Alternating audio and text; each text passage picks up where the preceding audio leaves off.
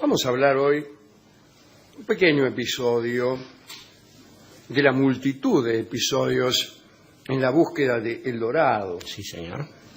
El Dorado, aquella legendaria ciudad, o aquel legendario paraje o reino, en donde cundía el oro de tal manera que había un príncipe que en una festividad del año tenía por costumbre hacerse milanesa con polvo de oro y arrojarse luego a una laguna para sacarse aquel revestimiento en medio de unas ceremonias un poco absurdas tal vez, pero que servían para demostrar la riqueza que allí sobraba.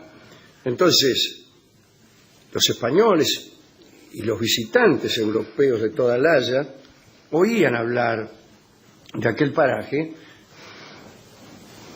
y armaban expediciones para buscarlo y para hacerse con el oro naturalmente de aquel lugar. Bueno, fracasaron todos. Uno de los que estaba muy interesado era un amigo de este programa, Sir Walter Raleigh, sí, señor, que era una especie de novio de la reina virgen, de la reina Isabel de Inglaterra, un hombre muy, muy galante, un pretendiente de la reina, acaso fallido, que fue el primero en tener el gesto que aparece de nuevo en una propaganda de televisión, que es el del poner el capote o sobre todo sobre un charco de agua un capote para que pase la dama, ¿no? Parece que había un charco, el tipo se sacó el capote, lo puso sobre el charco e Isabel... Un capote de paño de Flandes recién comprado. Así es, la pisa morena, pisa, la verdad, claro, mucho por más colorada con que garbo.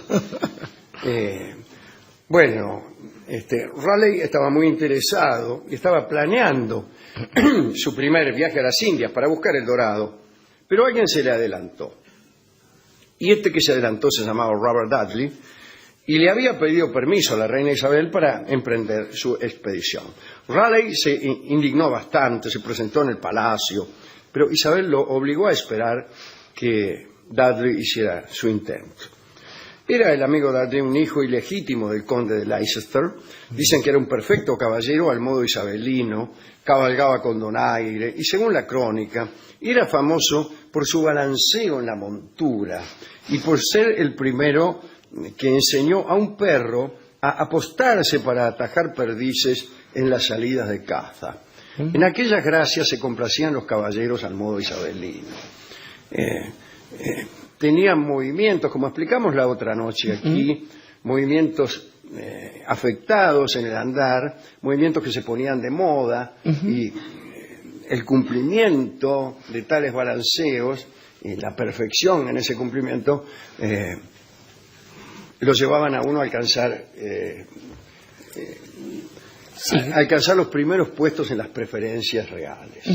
Dudley fue uno de estos personajes, igual que tiempo después lo sería Brummel, el hermoso Brummel. Nada menos. Y también de Dudley se dice una cosa, bueno, se la repiten sobre muchas personas, que de ahí viene la voz dandy, por el dandy del balanceo al caminar. Vaya uno a saber si no le veo el ventrovato. ¿No? Bien, el relato más completo de la aventura de este hombre en América lo escribió el capitán Wyatt, que era uno de sus hombres. Wyatt consideraba a Dudley el mayor héroe de la caballería y asimismo su mejor escudero. Dudley tenía 140 hombres a su cargo y el primer piloto temible, mejor dicho, un primer piloto que era temible, se llamaba Abraham Kendall. Había navegado por las Indias con Drake 9 años antes y había participado en la destrucción casa por casa, fíjese qué prolijidad, de la ciudad de Santo Domingo. Kendall no le caía demasiado bien al resto de la tripulación.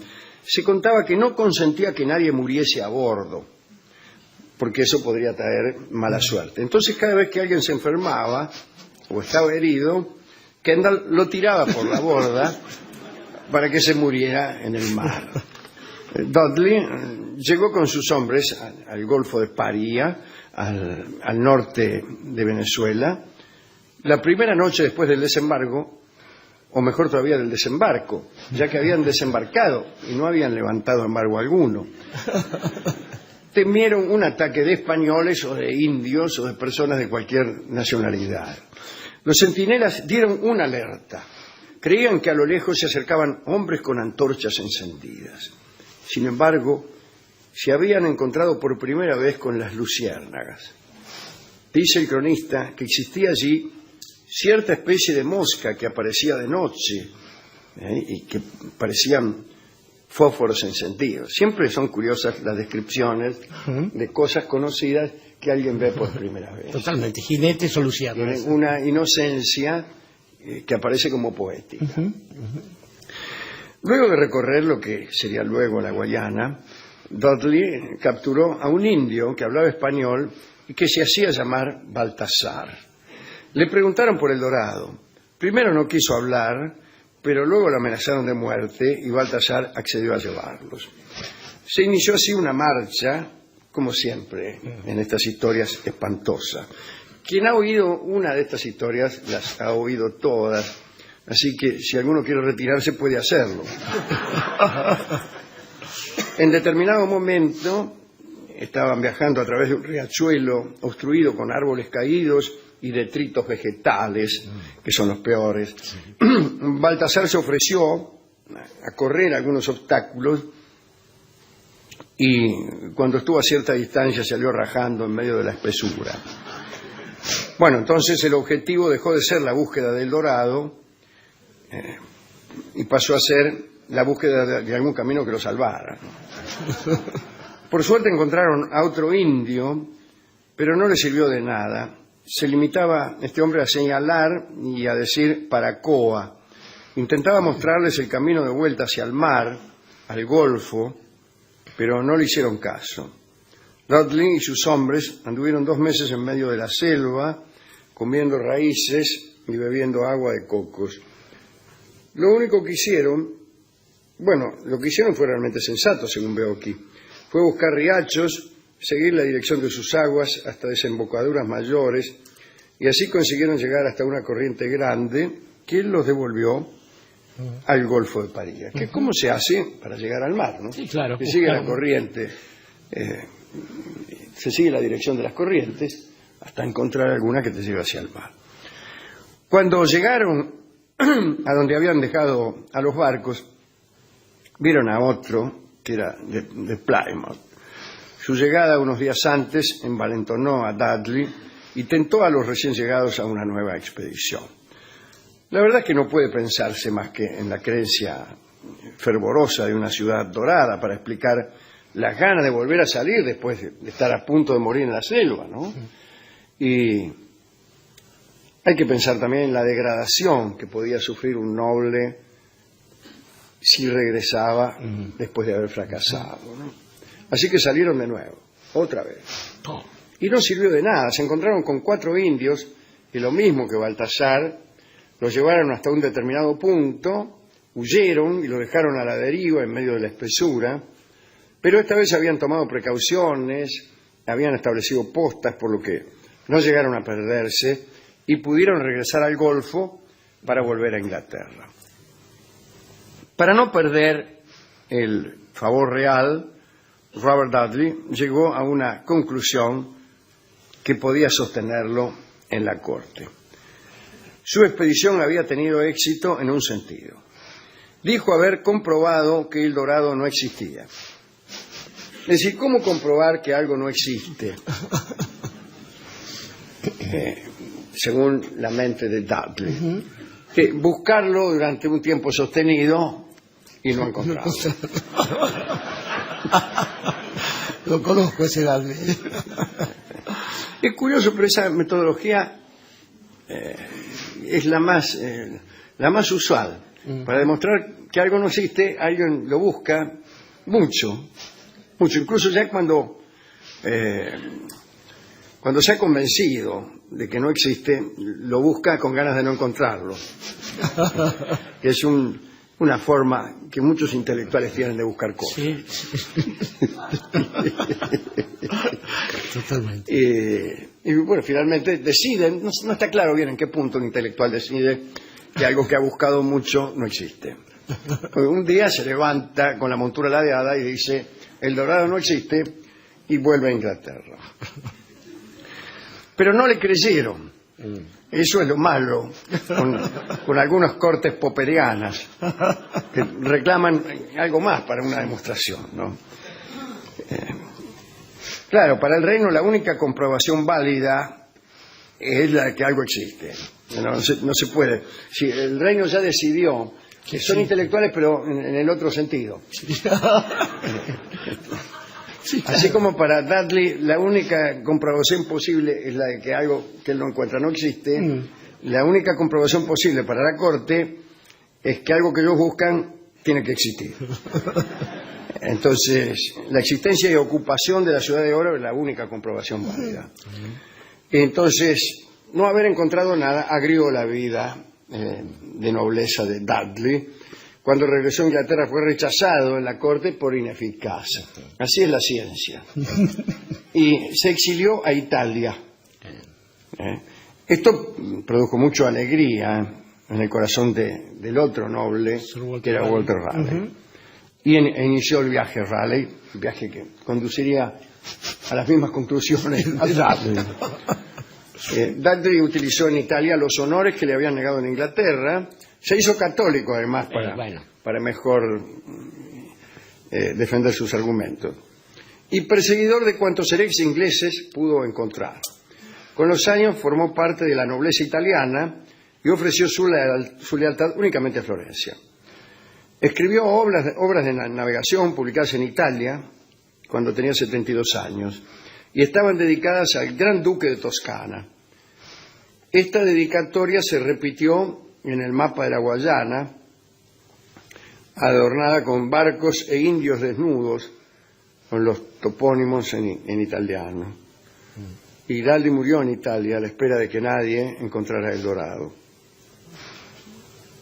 Claro, si alguien lo encontraba, sería un argumento muy fuerte encontrar de su demostración.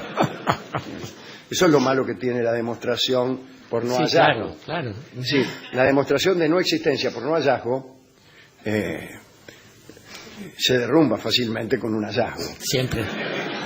Y entonces, cada vez que llegaban noticias de algún nuevo desastre de una expedición, ofrecía un baile y un banquete para festejar que no se certificara su ineficacia. Hay mucha gente como él. Es curioso igual porque creo que era en la época de Voltaire, cuando alguien oponía un argumento así ante la corona, decían, bueno, ¿cómo no darle la razón al rey? Sobre todo por las 200 legiones de tipos que me pueden crucificar, ¿no es cierto? Sí, pero es la única forma. Igual es muy feo el ejemplo de Dudley, y en principio tratando de seducir a la reina. Porque si había una cosa heroica más que andar en la selva amazónica y por América a la altura de Venezuela, era seducir a Isabel I, que era más linda que justamente que andar en la selva de noche, ¿no? Tengo para mí que igual hay algunas cosas como la existencia de algunos grupos chibchas ahí cerca de la zona del Titicaca, si no me equivoco, que hacían la ceremonia esta de embadurnarse de oro y zambullirse al agua, lo cual no demostraba tampoco la existencia del dorado. Pero si somos un poco más exigentes, Alejandro... No es necesario tanto oro tampoco. Tampoco, justamente, y además polvo de oro, aquello que se saca cuando uno está haciendo las porquerías de brazaletes y cosas así, lo que sobra del oro, y no necesariamente era todo oro, además como aprendieron los monjes medievales después. Pero digo, quizás si uno piensa en lo que es lo que hoy se llama el oro de los incas, en Lima y en Bogotá, esos dos museos maravillosos, algo había del dorado. Era toda América del Sur el dorado, de algún modo. Y bien que le encontraron los españoles y los británicos y la saquearon a rajatabla. Ya lo habían encontrado. Ya lo habían encontrado y ya lo estaban usando y estaban haciendo de eso justamente esta forma estúpida de capitalismo financiero de la corona española que los convirtió en un país de América Latina, pero teniendo todo el oro del mundo, incluso de América Latina. Pero estaba pensando también, además de la dura suerte y el oscuro destino de los conversos, que esta cuestión de dar consejos cuando está partiendo otro a la vuelta de una expedición que uno ha hecho es cosa mala en general. Porque está bien dar cierto tipo de consejos, por ejemplo, qué sé yo, no te olvides del pago si te vas para la ciudad. Está bien que uno recuerde de dónde salió alguna vez, por si llega a tener un destino más trascendente. En cambio, esta cosa de decir, mira, no vas a encontrar nada, mira, te va a ir mal, mira, los indios son malos, digo, es sobre todo una especie de gesto, mezcla de soberbia y de mezquindad. De soberbia por suponer que la experiencia de uno es legítima para todos los demás, lo cual se hace estúpido. Y de mezquindad porque no cuenta con la posibilidad de la fortuna, por un lado, que lo podía asistir a cualquiera de los sucesores de Dudley, y tampoco con la inteligencia o los sentimientos de la persona que está yendo después que uno y que muy probablemente descubra otro lugar. Y esto no es solo válido, Alejandro, para los viajes, para las expediciones, ya sea el Dorado o el Polo, sino también para otros destinos. Hemos visto muchas veces a lo largo de nuestras vidas aquellos dicen, mirá, no te enamores, o mirá, hace cualquier cosa, o tal otra. Digo, como si la experiencia de uno sirviera para alguna otra cosa que para hacer que uno haga de su vida lo que pudiere de buena manera. De modo tal que quizás lo más rescatable de esto es pensar en aquellas personas que, a diferencia de Dudley, cuando están frente a algún viajero, tienen una sola frase que es algo así como buen viaje o buena suerte, y dejar que después vaya en busca de su propio destino el que está partiendo. Eso es lo mejor que se le puede otorgar para el que se va. Y para el que se va es la chamarrita que va a cantar ahora nuestro amigo don Alfredo Citarrosa. Recuerdo tantos amigos de don Alfredo. Yo no lo he conocido a don Alfredo y sin embargo he sido amigo de tantos amigos de él. Probablemente los he conocido a ellos cuando militaba en el peronismo de derecha. Para el que se va a la izquierda.